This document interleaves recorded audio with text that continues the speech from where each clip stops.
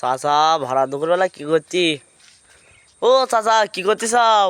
এই যে এই যে ধানগুলো না, এগুলো হ্যাঁ। দেখছি মানে পানি হচ্ছে তো চাচা, তাই। ও ধানগুলো তো ভালো সুন্দর হয়েছে। হ্যাঁ, এই যে ধানগুলো না, এই ধানগুলো ওটা কি করলে? এই একটা ছিলাম তাই কি?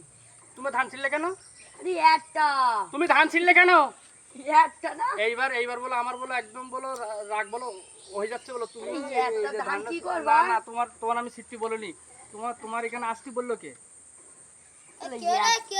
আমি এটা চাচার একটা সুন্দর ধান ছিঁড়ি, একটা চাচার ধান ছিঁড়িছি তাই কি করছে দেখো। ও চাচা একদম ধান ছেড়েছে তো কি হয়েছে তোর? আরে আমি মানে এই ধানগুলো করেছি না, সেই ধানগুলো করতে গিয়ে আমার গরু নাঙল দিয়ে আমার কিন্তু অনেক টাকা খরচ হয়ে গিয়ে, আর আমার যদি বাড়ির লোক শোনে না, তা আমার কিন্তু মানে আস্ত রাখবে না, আমার কিন্তু মারবে।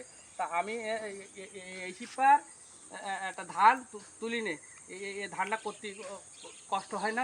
তুমি বলো কষ্ট হয় না? হ্যাঁ তো কষ্ট হয়েছে একদম ধানে কি তোমার কি হচ্ছে? আমার রাগ হয়ে গেল বলো ধান পুরা একদম পুরা উপরি তো ওল একদম ও রাগ হয়ে গেল তুমি।